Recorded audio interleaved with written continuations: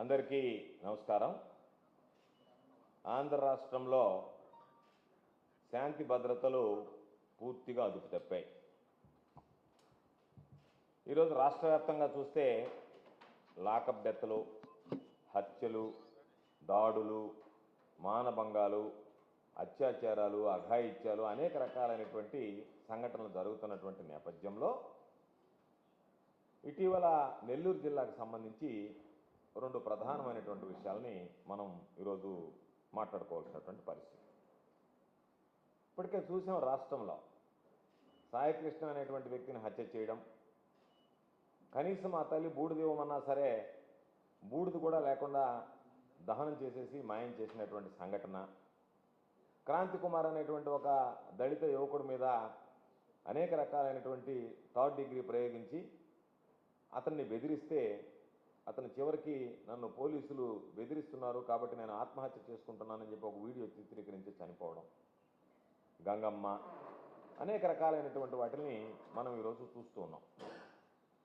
అయితే ఎన్నడూ లేనటువంటి ప్రశాంత వాతావరణానికి మారుపేరైనటువంటి నెల్లూరు జిల్లాలో కూడా నిన్న మనుబోలులో జరిగినటువంటి లాకప్ డెత్ సంఘటన కానీ, అంతకుముందు బుచ్చిరెడ్డిపాలెంలో అగ్రికల్చర్ ఆఫీసర్గా పనిచేస్తున్నటువంటి శ్రీహరి హత్య గురించి కానీ ఈరోజు మొత్తం అందరూ కూడా ఒక్కసారి కలవరపాటుకు గురిచేసి నెల్లూరు జిల్లాలో ఇటువంటి సంఘటనలు జరుగుతున్నాయనేటువంటి ఆందోళన ఈరోజు ప్రారంభమైంది. బహుశా నేను అనుకుంటున్నా, భారతదేశంలో ఎక్కడా కూడా లేనటువంటి విధంగా, ఏ రాష్ట్రంలో కూడా లేనటువంటి విధంగా అరాచకాలకి, అకృత్యాలకి మారుపేరుగా ఈరోజు చంద్రబాబు నాయుడు పరిపాలనలో, కూటమి ప్రభుత్వంలో ఆంధ్ర రాష్ట్రం నిలిచేటువంటి పరిస్థితి ఏర్పడింది. అందులో భాగంగా ఒక్కసారి చూస్తే, ఒక దొంగతనం కేసులో మనుబోలు పోలీస్ స్టేషన్లో ఒక ముగ్గురు ముద్దాయిలుగా వాళ్ళని నిర్ధారించుకొని పోలీసులు పిలిపించడం జరిగింది. వాళ్ళని ఏ రోజు పిలిపించారు? శనివారం రోజు పిలిపించారు. శనివారం, ఆదివారం, అంటే శనివారం రాత్రి కూడా పోలీస్ స్టేషన్లోనే ఉన్నారు, ఆదివారం కూడా పోలీస్ స్టేషన్లో ఉన్నారు. శని, ఆదివారాల్లో పోలీసులు వాళ్ళని విపరీతంగా కొట్టడం జరిగింది. ఆదివారం సాయంకాలం వాళ్ళని వదిలిపెట్టారు. మరలా సోమవారం ఉదయాన్నే రమ్మని చెప్పి చెప్పడం జరిగింది. ఆ ముగ్గురు ముద్దాయిల్లో ఇద్దరు ముద్దాయిలు రియాజు, ప్రసాదు, వాళ్ళిద్దరూ సోమవారం ఉదయం మనుబోలు పోలీస్ స్టేషన్కి మరలా వెళ్ళడం జరిగింది. ఈ ముద్దాయి ఎవరైతే పాపం లాకప్ డెత్లో చనిపోయాడు నన్ను ఏడుకొండలు, ఆదివారం రాత్రి వచ్చి పోలీసులు అనేక రకాలైనటువంటి చిత్రహింసలకు గురి చేశారు. నన్ను విమానం అంటారు, తాళ్ళతో కట్టి పైకి లాగి కొట్టేది, అది ఎక్కించారు. నేను బాగా మానసికంగా, శారీరకంగా కురింగిపోతున్నాను, దెబ్బలు తినలేకపోతున్నాను, రేపు రమ్మన్నారు, నేను రాలేకపోతున్నాను, నేను పోలేకపోతున్నాను, దెబ్బలు తినలేకపోతున్నానని చెప్పి వాళ్ళ సోదరి దగ్గర పాపం ఆయన ఏడవడం జరిగింది. మాట్లాడిన తర్వాత సోమవారం వీళ్ళు వెళ్ళారు. వెళ్ళినటువంటి రియాజ్, ప్రసాద్ అనేటువంటి ముద్దాయిలను కూడా సోమవారం అక్కడే ఉంచాడు, అక్కడే ఎస్ఐ. మంగళవారం అక్కడే ఉన్నారు వాళ్ళు. మంగళవారం మధ్యాహ్నానికి వీళ్ళకి సమాచారం వచ్చింది, కనుపూరు కాలువలో మునుగుతున్నాడు ఈ ఏడుకొండలు అనేటువంటి వ్యక్తిని. ఆ మాధవ్ అనేటువంటి కానిస్టేబుల్, మనుబోలుకు సంబంధించినటువంటి కానిస్టేబుల్ తన సొంత కారులో వెళ్ళి ఎక్కించుకుని రావడం జరిగింది. ఆ ఎక్కించుకునేటువంటి క్రమంలో మా దగ్గర ఆధారాలతో సహా ఉన్నాయి. ఎక్కించుకుని వచ్చేటువంటి క్రమంలో ఆ నిందితుడు పారిపోవడానికి ప్రయత్నించడం, అతన్ని బలవంతంగా పట్టుకుని కొట్టి అక్కడ అందరి ముందే ఈడ్చుకుంటూ వచ్చి కారులో వేసుకుని రావడం, కారులో వేసుకుని నేరుగా మనుబోలు పోలీస్ స్టేషన్కి రావడం, మనుబోలు పోలీస్ స్టేషన్ బయటనే పాపం ఆ ముద్దాయి ఏడుకొండల కారు దిగలేనటువంటి పరిస్థితుల్లో నీళ్లు చల్లి ఇతను లేదని చెప్పి బయటికి తీసుకెళ్ళిపోయారు. ఎక్కడెక్కడ తిప్పారో తెలియదు. 3 గంటలకి ఆ గ్రామంలో కనుపూరు కాలువ దగ్గర మునగతా ఉండేటువంటి ఏడుకొండలను అదుపులోకి తీసుకుని 6 గంటలకి గూడూరు ఏరియా హాస్పిటల్కి తరలించారు. గూడూరు ఏరియా హాస్పిటల్కి తరలించిన తర్వాత బ్రాడ్ డెడ్, అంటే మీరు తెచ్చేటప్పటికే ఇతను చనిపోయాడని చెప్పి వైద్యులు నిరాకరించడం, మార్చురీలో పెట్టడం జరిగింది. అయితే మేము ఈ సంఘటనల మొత్తం మీద అసలు వాస్తవాలు, ఫోటోలు, వీడియోలు, జరిగినటువంటి సంభాషణలు అన్నీ కూడా చిత్రీకరించాం. మా దగ్గర అన్ని ఆధారాలు ఉన్నాయి. నిన్న జిల్లా ఎస్పీ గారు ఒక సమావేశం ఏర్పాటు చేసి అసలు ఇది లాకప్ డెత్ కాదు, వాళ్ళు లాకప్లోనే లేరు అని చెప్పి ఆమె మాట్లాడినటువంటిది కూడా ఆ వీడియో మీకు చూపిస్తాను. కాబట్టి దీని గురించి మనం ఇంకా కొంచెం మాట్లాడే ముందు తెలుగుదేశం వాళ్ళ ప్రమేయం ఏంటి, తెలుగుదేశం వాళ్ళు ఏ విధంగా ప్రలోభాలకు గురి చేశారు, తెలుగుదేశం వాళ్ళకి ఏమి సంబంధం ఈ లావాదేవీల్లో, తెలుగుదేశం వాళ్ళు ఆ బాధిత కుటుంబంతో మాట్లాడాల్సినటువంటి అవసరం ఏమొచ్చింది, ఇవన్నీ కూడా నేను అన్ని ఆధారాలతో మాట్లాడుతున్నాం. బహుశా జిల్లా ఎస్పీ గారికి ఆధారాలు ఉన్నాయో లేదో, ఆమె కింద ఉన్నటువంటి నిఘా విభాగం పనిచేస్తుందా లేదా మిమ్మల్ని తప్పుదారి పట్టిస్తుందా, స్పెషల్ బ్రాంచ్ పోలీసులు అసలు ఈ జిల్లాలో ఉన్నారా, ఉంటే ఎస్పీ గారికి సరైనటువంటి సమాచారం ఇస్తున్నారా, ఎస్పీ గారికి సరైనటువంటి సమాచారం ఉన్నా ఉన్నతాధికారులు ప్రభుత్వం నుంచి వచ్చేటువంటి ఒత్తిడి వల్ల ఆమె పోలీసు తప్పు లేదని చెప్పి తప్పించుకునేటువంటి ప్రయత్నం చేశారనేటువంటి అనేక అనుమానాలు ఉన్నాయి. కాబట్టి జిల్లా ఎస్పీ గారిని కోరేది, మీరు జిల్లా ఎస్పీగా ఉన్నారు, పైన ఉన్నటువంటి అధికారులు మీ మీద ఒత్తిడి చెప్తే మీరు అవాయిడ్ చేయండి తప్ప తప్పుడు సమాచారం ప్రజలకు ఇస్తే, ఈరోజు వాస్తవాలు మేము ప్రజల ముందు పెడితే ఒక జిల్లా ఎస్పీ గారే ప్రజలను తప్పుదారి పట్టించాడనేటువంటి ఆ అపప్రద మీకు ఉండడం మంచిది కాదు. మీరు ఒక మహిళా అధికారి, మాకు మీ మీద ఏమి భిన్నమైనటువంటి అభిప్రాయాలు లేవు, కానీ ఉద్యోగంగా ధర్మం నిర్వర్తించడంలో మీరు నిన్న ఎందుకో తడబడ్డారా పొరపడ్డారా తెలియదు, కానీ మీరు ఉన్నదాన్ని లేనట్టుగా మాట్లాడడం అనేటువంటిది సమాజంలో చాలామందికి బాధ కలిగించింది, మాకు బాధ కలిగించింది. కాబట్టి మీడియా ద్వారా ఒకసారి ఎస్పీ గారికి జరిగినటువంటి సంఘటనలు వివరిస్తాం. ఎస్పీ గారిని మేము అడిగేటువంటి ప్రశ్నలకు ఎస్పీ గారు కూడా సమాధానం చెప్పాలని చెప్పి భావిస్తున్నాం. ముందుగా చూస్తే అక్కడ మన ఏడుకొండలకు సంబంధించినటువంటి ఫోటోలు ఎస్పీ గారు ఏం మాట్లాడుతున్నారంటే, ఆయన ఆత్మహత్య చేసుకున్నాడు, పురుగుల మందు తాగాడు, గడ్డి మందు, దానివల్ల నోట్లోంచి నొరగ వచ్చిందని చెప్పి మాట్లాడడం జరిగింది. ఎక్కడ నోట్లో నుంచి నొరగ రాలేదు. మేము పోస్ట్ మార్టం ముందే తీసినటువంటి ఫోటోలు, క్లీన్ చేయక ముందే తీసినటువంటి ఫోటోలు తీస్తే ఎక్కడ నొరగ రాలేదు. అధికారులను కూడా అడిగాం, ఏమన్నా నొరగొచ్చిందా తీసుకొచ్చేటప్పుడు అంటే ఏమీ రాలేదు సార్ అని చెప్పడం జరిగింది. చూపిస్తాం. నెక్స్ట్ ఈ ఫోటో చూస్తే ఆయన తాగున్నాడు తీసుకొచ్చామన్నారు.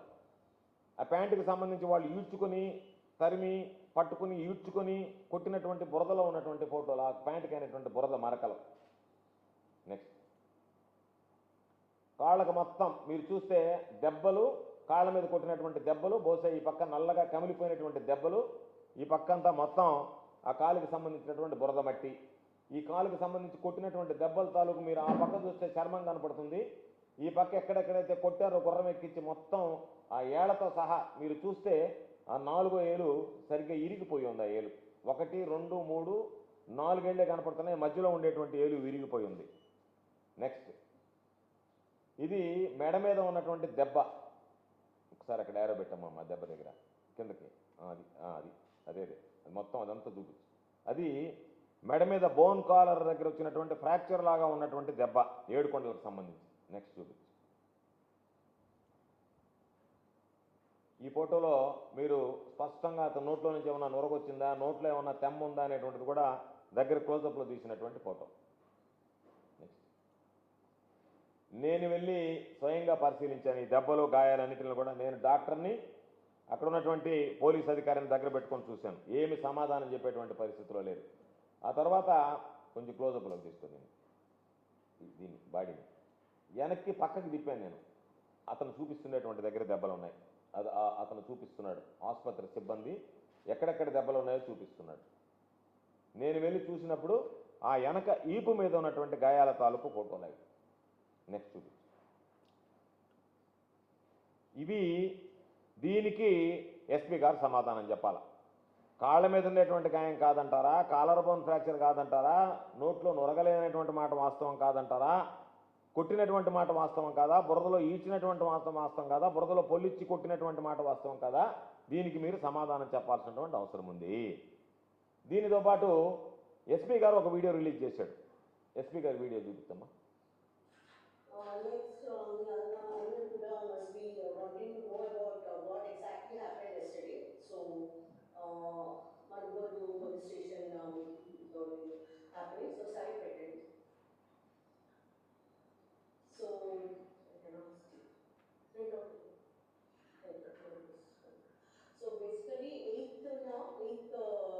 జూలై ఒక కేసు రిజిస్టర్ చేయడం జరిగింది. Gold snatching chain snatching case జరిగింది.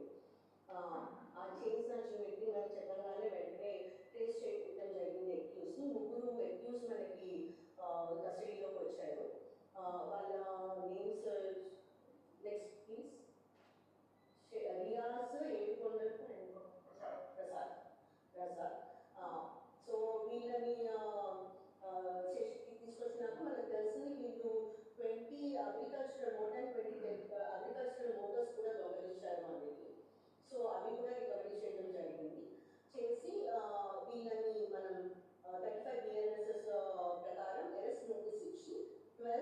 నైట్ వీళ్ళని స్టేషన్ నుండి పంపించడం జరిగింది.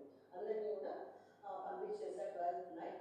మనకి వీఆర్ CCTV footage for 12th national highway 16 మీద కూడా నడవడం కనిపించింది. ఇఫ్ యూ కెన్ సీ అక్కడ సీసీటీవీ ఫుటేజ్ ఉంది. వేరే 12th వాళ్ళు నేషనల్ హైవే మీద నైట్ తిరుగుతున్నారు. 13th ఎర్లీ అవర్స్ కూడా వైన్ షాప్ దగ్గర సీసీటీవీ ఫుటేజ్లో వీళ్ళు నాకు కనిపించారు కొత్తగూడలో. సో 13th and 14th మనం దగ్గరికి ఎప్పుడు ఈ అక్యూజ్డ్ స్టేషన్ దగ్గరికి వచ్చినట్టు లేదు. We have examined our CCTV footage in the police stations also. So that మనం బయట చూసుకోవాలి పోలీస్ స్టేషన్. రైట్, సరిపోయి ఆమె చెప్పింది అక్కడ వరకు ఆపాం. ఎస్పీ గారు చెప్పినటువంటిది, ఆమె చెప్పినటువంటి మాట మీకు అర్థమైంది. ఎస్పీ గారు ఏం చెప్తున్నారు, ఒక కేసు రిజిస్టర్ అయింది, 11వ తేదీ తీసుకొచ్చాం, 11వ తేదీ అంటే శనివారం తీసుకొచ్చాం, 12వ తేదీ ఆదివారం వదిలిపెట్టేశాం, ఇంకా వాళ్ళు పోలీస్ స్టేషన్కి రాలేదు అని చెప్పి చెప్పింది. దాంతోపాటు ఆమె ఇంకొక మాట కూడా చెప్పింది, 12వ తేదీ వదిలిపెట్టిన తర్వాత వాళ్ళు నేషనల్ హైవే మీద కనపడ్డారు, 13వ తేదీ ఉదయం ఒక బార్ షాప్లో కనపడ్డారు పొదలకూరులో అని చెప్పింది. ఎస్పీ గారు మేము అడిగేది, మీరు చెప్పగలిగితే చెప్పండి, చూపించగలిగితే చూపించండి, చూపించలేకపోతే ఆగిపోండి, దయచేసి తప్పుదారి పట్టించకండి. మేము చెప్పేది నిన్న మీడియాలో చెప్పాం, మరలా ఈరోజు చెప్తున్నాం. మేము మిమ్మల్ని డిమాండ్ చేస్తున్నాం, 11వ తేదీ మీరు అరెస్ట్ చేశారు శనివారం, ఆదివారం దాకా మీ దగ్గరే ఉంచుకున్నారు, 11వ తేదీ రాత్రి ఆ పోలీసులు మీ దగ్గరే ఉన్నారు, ఆ ముద్దాయిలు మీ దగ్గరే ఉన్నారు పోలీస్ స్టేషన్లో. 11, 12 మీరు కొట్టారు, 12 రాత్రి వదిలిపెట్టారు, 13వ తేదీ ఉదయం మరలా తిరిగి రమ్మన్నారు, 13వ తేదీ వాళ్ళిద్దరు వచ్చారు, రియాజు ప్రసాద్ ఇద్దరు వచ్చారు. ఆ 13వ తేదీ వాళ్ళిద్దరు వచ్చిన తర్వాత ఆ 13వ తేదీ ఈ ఏడుకొండలు రాలేదు, 14వ తేదీ తీసుకొచ్చి కొట్టి మీరు చంపేశారు. మీరు ఈరోజు చెప్పినట్టుగా 12వ తేదీ సాయంకాలం నేషనల్ హైవే మీద కనపడ్డారు, 13వ తేదీ ఉదయం పొదలకూరులో బార్ దగ్గర కనపడ్డారు. 13వ తేదీ 14వ తేదీ వాళ్ళ మూమెంట్లకు సంబంధించినటువంటి సీసీ ఫుటేజ్లు మీరు ఎందుకు చూపించలేకపోతున్నారు? వాళ్ళు ఎక్కడున్నారు? 13వ తేదీ 12వ తేదీ రాత్రి నుంచి 13వ తేదీ ఉదయం దాకా చెప్పారు కదా. మేము చెప్తున్నాం 13వ తేదీ వాళ్ళు మనుబోలు పోలీస్ స్టేషన్లో ఉన్నారని. మీరు వాళ్ళ ఫుటేజ్లు చూపించండి. 13వ తేదీ వాళ్ళు మనుబోలు పోలీస్ స్టేషన్లో లేరు, వాళ్ళ కదలికలు బయట ఉన్నాయి. కాబట్టి 13, 14 సాయంకాలం దాకా వాళ్ళు మనుబోలు పోలీస్ స్టేషన్ దగ్గరికి రాలేదు. మీరు 12వ తేదీ ఉదయం చూపించారు, 13వ తేదీ ఉదయం చూపించారు, 12వ తేదీ రాత్రి చూపించారు, వదిలినప్పుడు చూపించారు, పోలీస్ స్టేషన్కి మళ్ళీ వాళ్ళు రాకముందు చూపించారు. మీరు 13వ తేదీ 10 గంటల తర్వాత వాళ్ళు మీ పోలీస్ స్టేషన్లో ఉన్నట్టుగా సీసీ ఫుటేజ్ మీరు చూపించండి, police station Manubolu police station చూడండి. లేదు అనుకుంటే మీరేమన్నారు, మేము పోలీస్ స్టేషన్లో ఉండేవి చూపించకూడదు అన్నారు. మంచిదే, మాకు బళ్ళే, మేము నియమ నిబంధనలకు విరుద్ధంగా చెప్పంటాంలే. ఓ ముద్దాయి మీద కదలికలు పెట్టారు కదా, 11 రాత్రి హైవే మీద ఉన్నాడు కదా, 12 రాత్రి, 13వ తేదీ ఉదయం బ్రాంచ్ షాప్లో ఉన్నాడు కదా. మరి 13, 14 వాళ్ళ నిఘాలో మీరు పెట్టాలి కదా. సీసీ కెమెరాలు ఎక్కడున్నాయి? అవి చూపించండి. 13వ తేదీ 14వ తేదీ వాళ్ళు బయట తిరిగారా? తిరిగితే ఎక్కడున్నారు? వాళ్ళు పోలీస్ స్టేషన్లోనే ఉన్నారా, బయటనే ఉండాలా? పోలీస్ స్టేషన్లో ఉండే ఫుటేజ్ మీరు చూపించకపోతే బయట ఉండే ఫుటేజ్ చూపించండి. మీరు లేరంటున్నారు కాబట్టి దయచేసి తప్పుదారి పట్టించేటువంటి ప్రయత్నం చేయకండి. మీరు 13వ తేదీ వాళ్ళు స్టేషన్కి వచ్చారు, 13వ తేదీ రాత్రి పగలగొట్టారు వాళ్ళని, 13వ తేదీ రాత్రి స్టేషన్లోనే ఉంచారు. సోమవారం, మంగళవారం కూడా స్టేషన్లోనే ఉన్నారు వాళ్ళు. ఈ ఉదంతం జరిగి మీరు కొట్టిన తర్వాత, ఏడుకొండలు చనిపోయిన తర్వాత వాళ్ళని వదిలిపెట్టారు మీరు. ఇది వాస్తవమైనటువంటి విషయం. కాబట్టి మీకు నిఘా విభాగం అబద్ధం చెప్పిందా? మీకున్నటువంటి ఎస్పీ పోలీసులు అబద్ధం చెప్పారా? లేదా మీకు అన్ని తెలిసి కూడా యాక్షన్ తీసుకోవాల్సి వస్తుంది కాబట్టి మీరు ఉన్నతాధికారులు ఏదో ఒక విధంగా ఈ ప్రభుత్వానికి చెడ్డ పేరు రాకుండా మీరు మసిబూసి మారాడికాయ చేయండి అని చెప్పి మీరు మాట్లాడినటువంటి మాటలు. మేము మిమ్మల్ని అడిగేది ఒకటే, మీరు మనుబోలు సీసీ ఫుటేజ్ చూసుంటారు, ముద్దాయిలు అక్కడ ఉండి ఉంటారు, అందుకనే మీరు దాన్ని సరిగ్గా సమాధానం చెప్పలేకున్నారు. కాబట్టి మీకు చిత్తశుద్ధి ఉంటే, మీరు చెప్పేది నిజమేనంటే మీరు వెంటనే 13వ తేదీ 14వ తేదీ వాళ్ళకి సంబంధించినటువంటి మూమెంట్లు తీసుకొచ్చి చూపించండి. వీళ్ళు లేరు స్టేషన్లో, వీళ్ళు బయట ఉన్నారు అని. మేము ఏదైతే చెప్పామో దానికి భిన్నంగా మాట్లాడుతున్నారు మీరు. కాబట్టి 13వ తేదీ తీసుకొచ్చారు, 14వ తేదీ తీసుకొచ్చారు. మరలా ఇంకొక విషయం కూడా చెప్తున్నా, వీలైతే మీడియా ముందు కూడా మాట్లాడిస్తాను వాళ్ళ చేత. నిన్న అంటే 14వ తేదీ జరిగిన తర్వాత 14వ తేదీ రాత్రి 2:30 అప్పుడు ఈ మాధవ్ అనేటువంటి కానిస్టేబుల్ ఎవరైతే ఇన్వాల్వ్ అయ్యాడో నేరుగా అక్కంపేటకు వెళ్ళాడు. మీరు కావాలంటే సీసీ ఫుటేజ్లు తీయండి. రియాజ్ అనేటువంటి వ్యక్తిని అదుపులోకి తీసుకున్నాడు, తీసుకొని నేరుగా వచ్చాడు. వెంకటాచలం పోలీస్ స్టేషన్లో పెట్టారు, అతని దగ్గర రాయించుకున్నారు, వీడియో వాంగ్మూలాలు తీసుకున్నారు. మమ్మల్ని కొట్టలేదు అని చెప్పారు, మేము పోలేదని చెప్పారు. పోలీసుకు కావాల్సినవి రాస్తే నిన్న అతని భార్య వాళ్ళ అమ్మ నా దగ్గరకు వచ్చి నేను మనుబోలులో ఉన్నప్పుడు అయ్యా నా బిడ్డను మరలా పోలీసులు తీసుకువెళ్ళారు అని చెప్పారు. అప్పుడే అనుమానించాను నేను ఏదన్నా వాంగ్మూలాలు తీసుకుంటారని చెప్పి. రాత్రి వాళ్ళ ఇంటికి ఫోన్ చేసి రమ్మంటే వాళ్ళ అమ్మ నేను ఈ టైంలో రాలేనయ్యానంటే ఒక ఆటో డ్రైవర్ తీసుకొచ్చి వాళ్ళని వదిలిపెట్టుకోబోయారు. ఎస్పీ గారు మీరు నిన్న సాయంత్రం ఆ వ్యక్తి వెంకటాచలం పోలీస్ స్టేషన్లో ఈ మాధవ్ అనేటువంటి కానిస్టేబుల్ మనుబోలుకు సంబంధించినటువంటి కానిస్టేబుల్ సంతకం పెట్టి విడుదల చేశాడా లేదా? అతన్ని మరలా మీ కస్టడీలోకి తీసుకోవాల్సినటువంటి అవసరం ఏమొచ్చింది? దొంగతనంగా మీరు వెంకటాచలం పోలీస్ స్టేషన్కి తరలించాల్సినటువంటి అవసరం ఏమొచ్చింది? బెదిరించి వాంగ్మూలాలు తీసుకోవాల్సినటువంటి అవసరం ఏమొచ్చింది? మీరు నిజానిజాలు తెలుసుకోండి. మీకు ఒకవేళ నిజం చెప్పకపోతే మీ కింద స్థాయి సిబ్బందిని నమ్మకండి. మీరే నేరుగా ముద్దాయిని పిలిచండి, విచారించండి. వాళ్ళు మంగళవారాల్లో మానుబోలు పోలీస్ స్టేషన్లో ఉన్నారా లేదా? లేదు ఇది అయిన తర్వాత ఈరోజు మంగళవారం రాత్రి ఆ ముద్దాయిని తీసుకెళ్లి వెంకటాచలం పోలీస్ స్టేషన్లో పెట్టారా లేదా? పెట్టి నిన్న రాత్రి వదిలేరా లేదా? ఒకసారి ఆ సీసీ కెమెరా ఫుటేజ్ తీయండి. వెంకటాచలం పోలీస్ స్టేషన్ దర్దాపుల్లో సీసీ ఫుటేజ్ తీయండి. వెంకటాచలం పోలీస్ స్టేషన్లో సీసీ ఫుటేజ్ పరిశీలించండి. ఏం అవసరం ఉంటే హడావిడిగా ముద్దాయిని వదిలేసి మళ్ళీ తీసుకొచ్చి మళ్ళీ ఉదంతం జరిగిన తర్వాత వదిలేసి దాన్ని తీసుకెళ్ళి మళ్ళీ మీరు ఈరోజు మసిపూసి మారాడికాయ చేసేటువంటి ప్రయత్నం చేస్తున్నారు. కాబట్టి ఇది ఎస్పీ గారు మీ స్థాయికి తాగదు. ఏదైనా చెప్పేటప్పుడు మీరు పూర్తిగా చెప్పండి. మీరు ఇప్పుడు నేను మరలా డిమాండ్ చేస్తున్నా, మరలా మీరు ప్రెస్ మీట్ పెట్టండి, మీడియాకి చెప్పండి. ఇదిగో గోవర్ధన్ రెడ్డి ఇట్లా అన్నాడు, మేము ఖండిస్తున్నాం. 13వ తేదీ బయట ఉన్నాడు, ఇదిగో 13, 14 వాళ్ళు మా దగ్గర లేరనడానికి ఆధారాలు బయట ఉన్నారు. అదేవిధంగా రియాజ్ అనేటువంటి వాడు 14వ తేదీ సాయంకాలం మా వాళ్ళు తీసుకెళ్ళడా, 14వ తేదీ సాయంకాలం బయట ఉన్నాడు, 15వ తేదీ ఇక్కడ తిరిగాడని చెప్పి. లేదా 15వ తేదీ మీరు వెంకటాచలం పోలీస్ స్టేషన్ లోపల చూడకపోతే బయట ఉండేటువంటి సీసీ కెమెరాలు చూడండి, పోవడం రావడం రెండు కనపడతాయి మీకు. దీనితో పాటు తెలుగుదేశం పార్టీ వాళ్ళకి సంబంధించినటువంటి ప్రమేయం ఏంటంటే పాపం వాళ్ళని ఎందుకు మీరు ప్రలోభ పెట్టాల్సినటువంటి అవసరం వచ్చింది? తెలుగుదేశం పార్టీ నాయకులు ఆ మృతుడు ఎవరైతే ఉన్నారో ఏడుకొండల వాళ్ళ అక్క ధనమ్మకు ఫోన్ చేసి వాళ్ళు ఏ విధంగా వాళ్ళని కన్విన్స్ చేయడానికి ప్రయత్నం చేశారో కూడా మీకు ఆ ఆడియో వినిపిస్తాను నేను.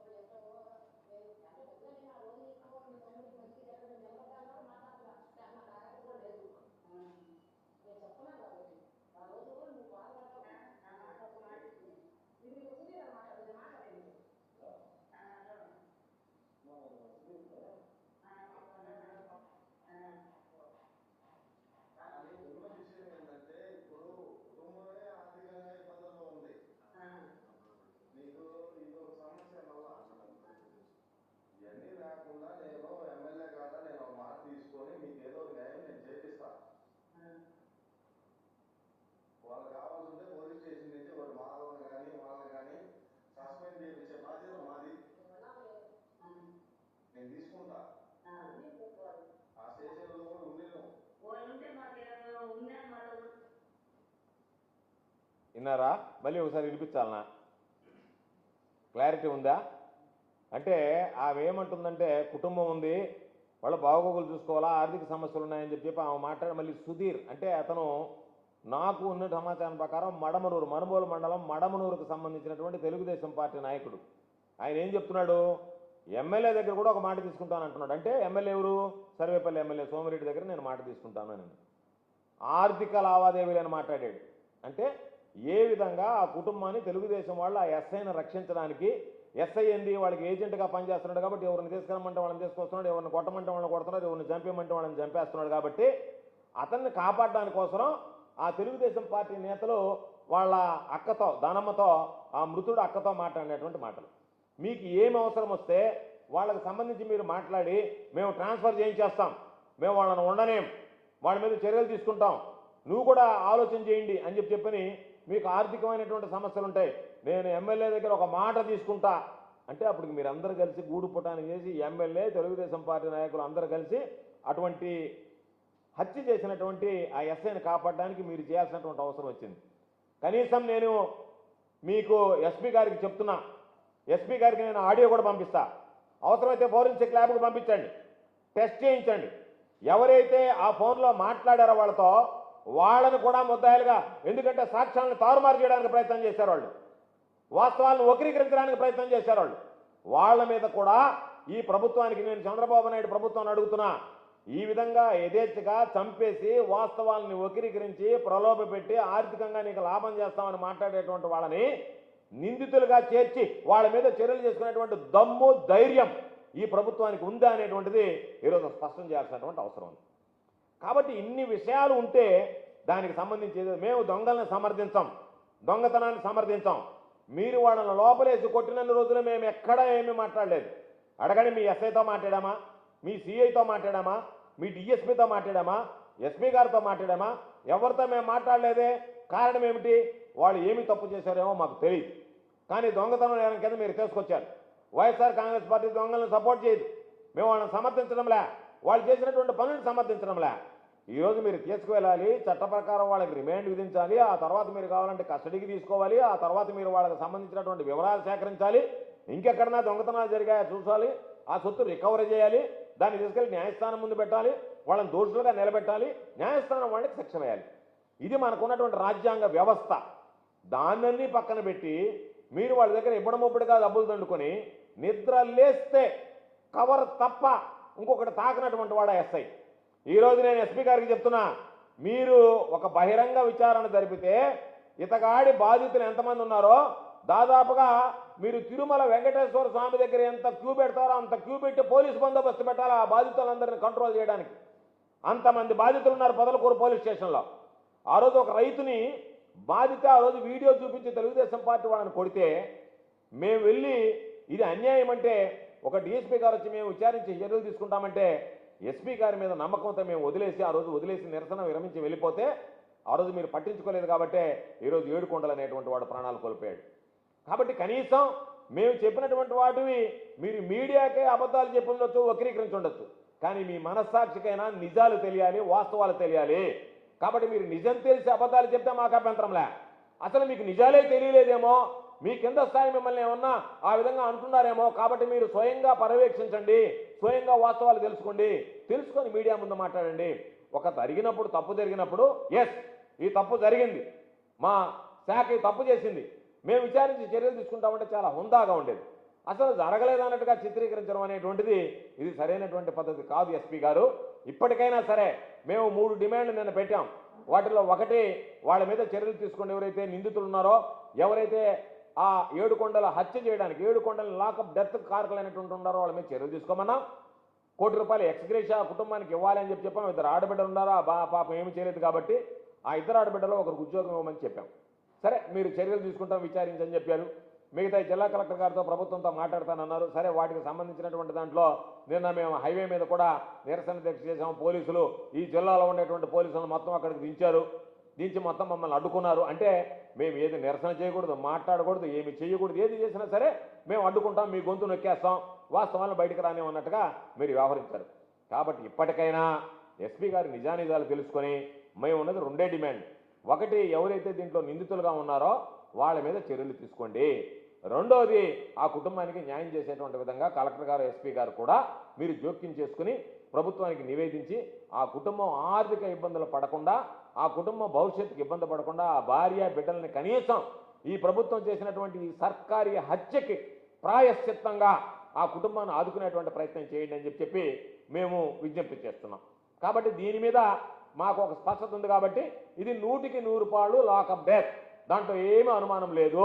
కాబట్టి మీరు ఎంత మసిపూసి మారేడుకాయ చేసేటువంటి ప్రయత్నం చేసిన ఎవరో చెప్పారు. నేను పోస్ట్ మార్టం రిపోర్ట్ వస్తుంది. పోస్ట్ మార్టం రిపోర్ట్ వచ్చేది ఏంది?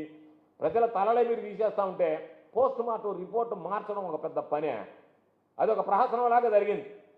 ఉదయం 9 గంటలకు నేను వెళితే సాయంత్రం 6 గంటలకు నేను అక్కడ కూర్చుంటే దాదాపుగా ఒక మాజీ శాసనసభ్యుడిని, మాజీ మంత్రిగా ఉన్నటువంటి వ్యక్తిని 9 గంటల పాటు గూడూరు ఏరియా హాస్పిటల్లో కూర్చుంటే 9 గంటల నుంచి ప్రారంభిస్తామని చెప్పి 6:30కి పూర్తయిందని 7 గంటలకి బాడీ హ్యాండ్ ఓవర్ చేశారు. ఆ వచ్చేటప్పుడు దారి పొడిగిత ఆంక్షలు, దారి పొడిగిత మమ్మల్ని కట్టడి చేయడం. కాబట్టి మీ పాపాలు కడుక్కోవడానికి, మీ తప్పులు మాసిపోతాయి, మీ తప్పులు ఏదో ఒక విధంగా తప్పించుకోవడానికి మీరు ఎన్ని రకాలైనటువంటి తంటాలు పడ్డారో నిన్న ప్రజలు చూశారు, సమాజం చూసింది. కాబట్టి ఒక దళితుడైనటువంటి వ్యక్తికి మీరు ఇచ్చేటువంటి గౌరవం మర్యాద ఇదా? అంటే ఒక దళితుడు ప్రాణాలు గాలిలో కలిసిపోతే ఇష్టారాజ్యంగా పోలీసులు వాళ్ళని చంపేస్తే దాని మీద ఏమి జరిగిందనేటువంటి విచారణ లేకుండానే ఏకపక్షంగా ఇది లాకపచ్చ కాదు, అది వాస్తవం కాదు అని అంటే మేము లేవనెత్తినటువంటి సందేహాలకు మీరు సమాధానం చెప్పిన తర్వాతనే మీరు నిర్ధారించి ఇది లాకపచ్చ కాదు అని చెప్పాలి తప్ప అలా కాకుండా మీరు చెప్తే మూటికి ముమ్మాటికి మేము ఈరోజు లేవనెత్తినటువంటి అంశాల మీద జిల్లా పోలీస్ అధికారి ఎస్పీ గారు వివరణ ఇవ్వనంత వరకు, వివరణ ఇస్తే మేము దానికి సంబంధించినటువంటి దాంట్లో మాట్లాడతాం.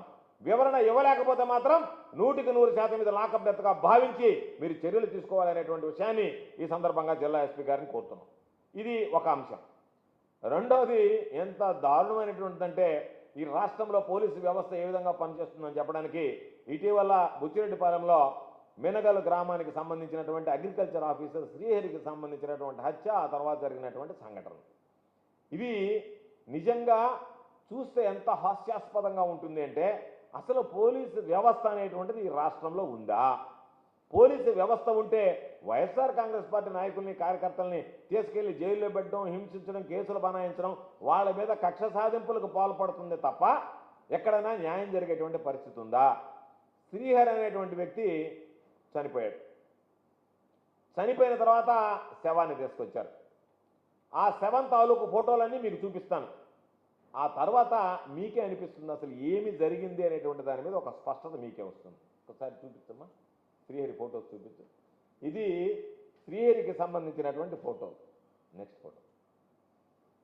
దెబ్బలు. Next photo. గాయాలు. Next photo. గొంతు దగ్గర గాయాలు, పట్టుకున్నటువంటి ఆ గొంతుకు సంబంధించి. Next photo. గొంతు దగ్గర ఉన్నటువంటి ఆ గొంతు కింద ఉన్నటువంటి గాయం. Next photo. ఇవి ఏలు పెట్టి చూపిస్తున్నాడు. అక్కడ మీరు చూస్తే అక్కడ ఆ ఏలు దగ్గర యువతల, అది యువతల యువతల యువతల యువతల కింద కింద అది అది అది కోసినట్టుగా మెడకి. అంటే ఎన్ని రకాల గాయాలు ఉన్నాయో చూడండి. నెక్స్ట్. తర్వాత వీడియో ఉంది. దీనిని మొత్తం అక్కడ సిఐ గారు వచ్చారు, శ్రీనివాసరావు అనే సిఐ గారు. ఆయన వచ్చి ఏ విధంగా శవ పరీక్ష చేశారో ఒకసారి మీరు గమనించండి. అంజేమా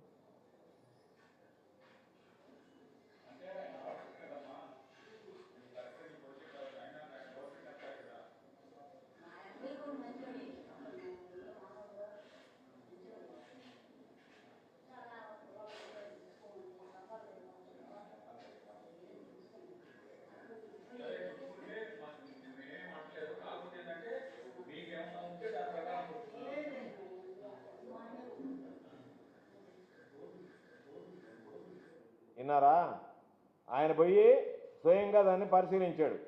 ఆ పక్కన ఉండేటువంటి వ్యక్తి గోర్లు గిచ్చుకున్నాయి అంటారు. లాస్ట్ పెట్టి చెప్తా, లాస్ట్ అక్కడి నుంచి పెట్టి ఆ లాస్ట్లో అతను పక్కన ఉండి అతను చెప్తున్నాడు చూడండి.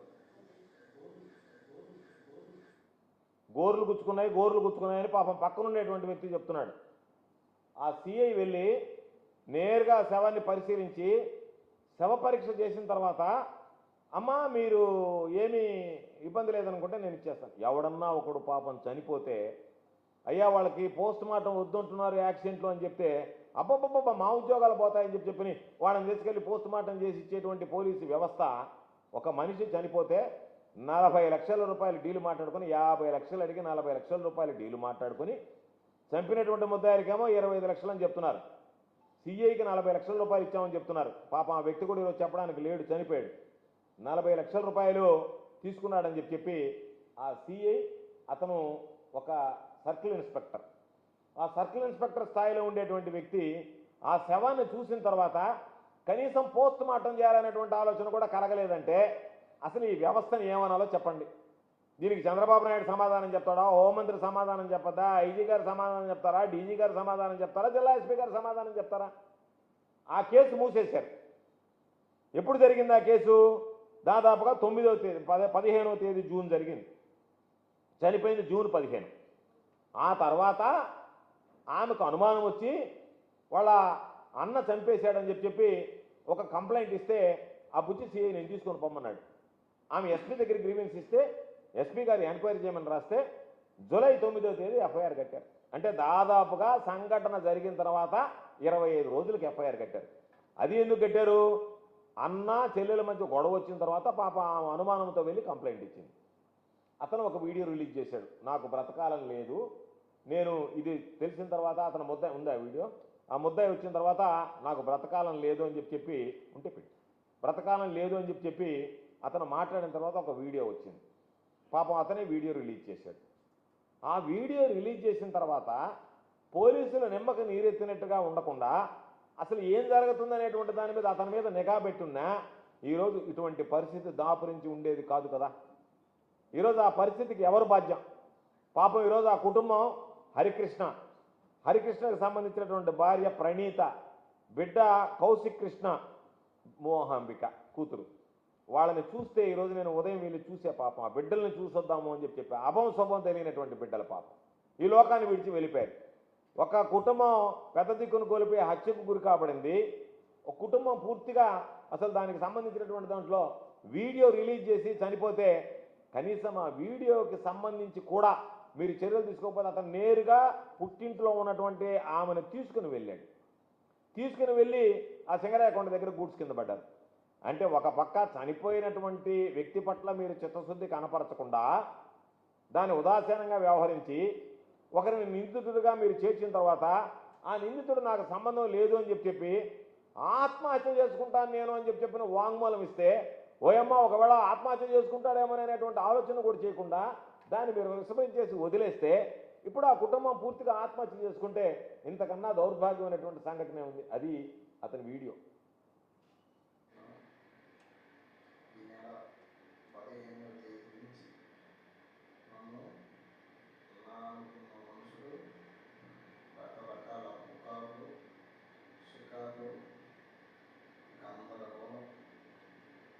చేశారు.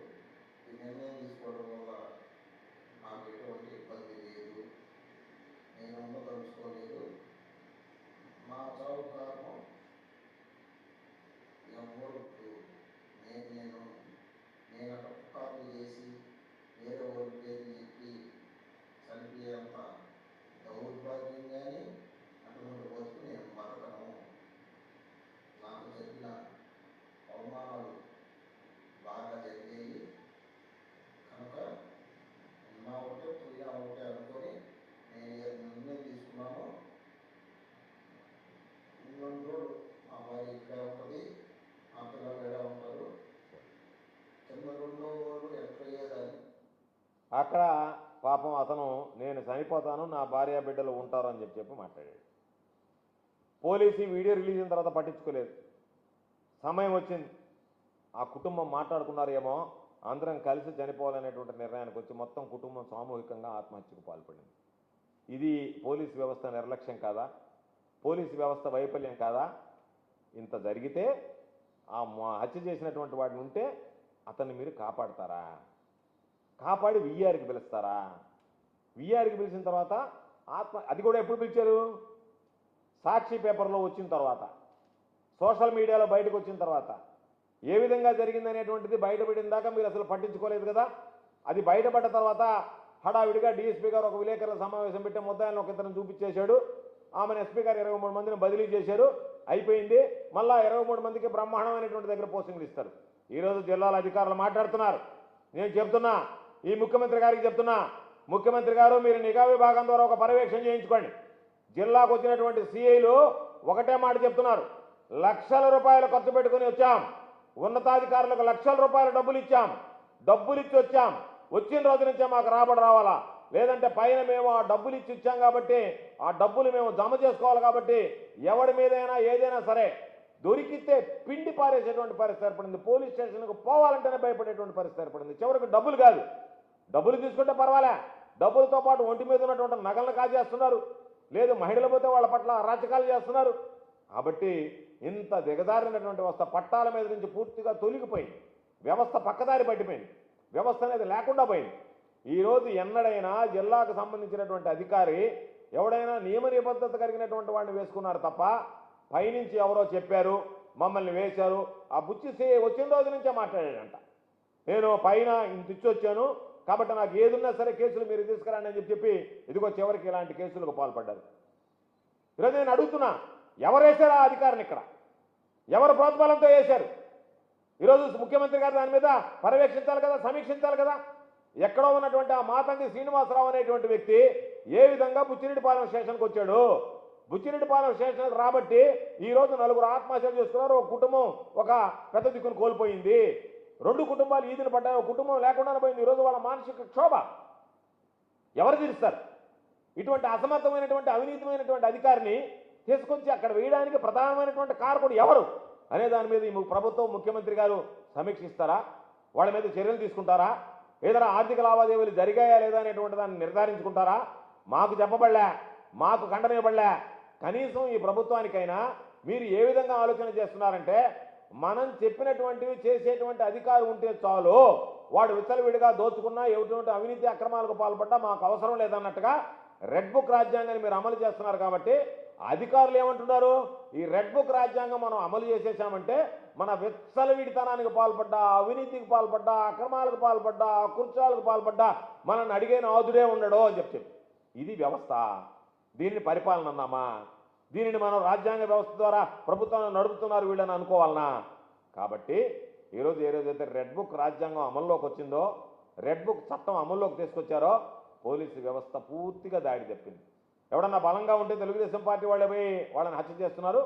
చేయలేకపోతే పోలీసుల్ని గుండాలుగా ప్రయోగించి తమకు వ్యతిరేకంగా ఉండేటువంటి వాళ్ళని నిర్మూలించేటువంటి పని ఈరోజు పోలీసులకు అప్పగిస్తే, పోలీసులు సమర్థవంతంగా అంటే లైసెన్సులు లేకుండా తుపాకుతో కాల్చేవాడు తెలుగుదేశం పార్టీ కార్యకర్తలు అయితే, లైసెన్సు తుపాకుతో కాల్చేటువంటి వాడు పోలీసులు అని చెప్పన్నట్టుగా నిర్ధారణ అయిపోయింది. కాబట్టి మీరు అన్ని లైసెన్సులు ఉన్నాయి కాబట్టి దాని ప్రకారం మీరు వ్యవహరించేటువంటి పరిస్థితి ఏర్పడింది. కాబట్టి ఈ 2 ఉదంతాల్లో కూడా ఎంత దౌర్భాగ్యమైనటువంటి అంటే, అన్ని గాయాలు ఒంటి మీద ఉంటే ఆ శ్రీహరిలో కనీసం పోస్ట్ మార్టం చేయకుండా వదిలేశారు. మీరు ఖననం చేయాల్సినటువంటి దాన్ని దహనం చేయించారు పోలీసుల దగ్గరండి. వాళ్ళ యొక్క సాంప్రదాయాలకి భిన్నంగా జరిగింది. కాబట్టి ఇవి దయచేసి ఏదో మనం మాట్లాడడం అనుకోకుండా, ఎస్పీ గారు నేను మీరు ఒక మాట చెప్పారు, కనుపూర్ కెనాల్ దగ్గర అతను అపస్మారక స్థితిలో పడి ఉంటే ఫోన్ వచ్చిందని. ఎవరు ఫోన్ చేశారు? ఎవరికి ఫోన్ వచ్చింది? ఎక్కడికి వెళ్ళారు? ఎంతసేపట్లో వెళ్ళారు? ఎన్ని గంటలకి ఆ 7 కొండలను తీసుకున్నారు? ఆ 7 కొండలను తీసుకొని హాస్పిటల్కి పోయే లోపల ఎక్కడెక్కడ తిరిగింది ఆ కారు? ఆ సీసీ ఫుటేజ్ చూపించాలి కదా. ఆ సీసీ ఫుటేజ్ వివరాలు మీరు సేకరించాలి కదా. అవి కూడా మీడియా ముందు ప్రవేశపెట్టాలి కదా. ఏమీ ప్రవేశపెట్టకుండా మనకి కనుపూర్ కెనాల్ దగ్గర ఒక అపస్మారక స్థితిలో పడి ఉన్నాడు, ఫోన్ వచ్చింది, మన వాళ్ళు వెళ్ళారు, హాస్పిటల్కి చెప్పి కొట్టే కట్టే తెచ్చా అన్నట్టుగా చెప్పేసి వదిలేశారు. అంటే దాన్ని ఏదో ఒక విధంగా మసిపూసి మారేడుకాయ తేలైనటువంటి ఆలోచన చేశారు తప్ప ఈ ప్రశ్నలకు ఎక్కడైనా సమాధానాలు ఉన్నాయా? ఇవన్నీ కూడా సమాధానాలు లేనటువంటి ప్రశ్నలుగా మిగిలిపోతున్నాయి. కాబట్టి ఈరోజు నేను మిమ్మల్ని అందరినీ కోరుకునేది, ఇంత దురదృష్టకరమైనటువంటి పరిస్థితి అన్నట్టు లేదు. అటువంటివి జరుగుతున్నాయి. జరిగేటువంటి పరిణామ క్రమంలో మీరు ముద్దాయిల్ని బెదిరించడం, వాళ్ళ దగ్గర లేనిపోయినటువంటి వాంగ్మూలాలు తీసుకోవడం, ఏదో ఒక విధంగా వాళ్ళని మీ చెప్పు చేతుల్లో పెట్టుకోవాలనేటువంటి ఆలోచన చేయడం, ఇది సరైనటువంటి పద్ధతి విధానం కాదు. ఇప్పటికైనా ఎవరైనా తప్పు చేస్తే మీరు కఠినంగా వ్యవహరిస్తే వాళ్ళలో మార్పు వస్తుంది, పరివర్తన వస్తుంది, సిబ్బంది మారి పని చేస్తారు. అలా కాకుండా తప్పు చేసినటువంటి వాడిని ఎవరో మిమ్మల్ని ఒత్తిడి చేస్తే మీరు వాళ్ళు తప్పు చేసినా సరే మీరు వాళ్ళని సమర్థించండి అంటే, ఒక ఉన్నత అధికారిగా మీరు వాళ్ళని సమర్థించేటువంటి ప్రక్రియ కొనసాగిస్తే భవిష్యత్తులో మీ మాట కూడా వినేటువంటి పరిస్థితి ఉండదు. విచ్చలవిడితనం ఎక్కువైపోతుంది. ఇప్పటికే పోలీస్ స్టేషన్కి వెళ్ళాలంటేనే భయపడేటువంటి పరిస్థితి ఏర్పడింది. ఇక పోలీస్ స్టేషన్ అంటే పారిపోయేటువంటి పరిస్థితి ఏర్పడుతుంది. రక్షణ కల్పించాల్సినటువంటి పోలీసు వ్యవస్థ, రక్షణ కల్పించాల్సినటువంటి పోలీస్ స్టేషన్లు ఈరోజు వాళ్ళకి మృత్యుకుహాలుగా మారిపోయాయి. కాబట్టి ఈరోజు అక్కడి నుంచి పారిపోయేటువంటి పరిస్థితి ఏర్పడింది. కాబట్టి దయచేసి ఈ 2 విషయాల మీద కూడా పోలీసు వ్యవస్థలో ఎవరైతే దీనిలో బాధ్యులు ఉన్నారో వాళ్ళ మీద కఠినంగా శిక్షించాలని చెప్పి ఈ ప్రభుత్వాన్ని డిమాండ్ చేస్తున్నా. ఎస్పీ గారిని కూడా పై అధికారులు చెప్పేటువంటి ఒత్తిళ్లు లొంగకుండా పారదర్శకంగా విచారణ జరిపించి ఎవరెవరైతే దీనిలో బాధ్యులుగా ఉన్నారో వాళ్ళందరినీ గుర్తించి వాడి మీద కఠినమైనటువంటి చర్యలు, ఈరోజు పక్కన చూసాం, పొరపాటు జరిగినటువంటి వాళ్ళందరికీ మొత్తం ఉరిశిక్ష చేసేటువంటి పరిస్థితి ఏర్పడింది. అటువంటి చట్టాలు, అటువంటి పద్ధతి, అటువంటి విధంగా సాక్ష్యాలు సేకరించి మీరు న్యాయస్థానం ముందు నిలబెట్టండి. న్యాయస్థానం ద్వారా వాళ్ళకి శిక్షలు వేయించండి. వాళ్ళ భయం అనేటువంటిది పోతుంది. తప్పనిసరిగా ఒక ఆలోచన వచ్చేటువంటి అవకాశం ఉంటుంది. కాబట్టి మీరు ఆ విధంగా ఆలోచన చేయండి అని చెప్పి కోరుకుంటూ, నేను మరలా చెప్పేది, నేను అడిగినటువంటి ప్రశ్నలకు మీరు సమాధానం చెప్పగలిగితే మీడియా సమావేశం పెట్టి కానీ లేదా పత్రిక దానికి సంబంధించినటువంటి సీసీ ఫుటేజ్తో సహా ఆధారాలు ఇప్పించేటువంటి ప్రయత్నం చేయండి అని చెప్పి నేను కోరుకుంటున్నాను.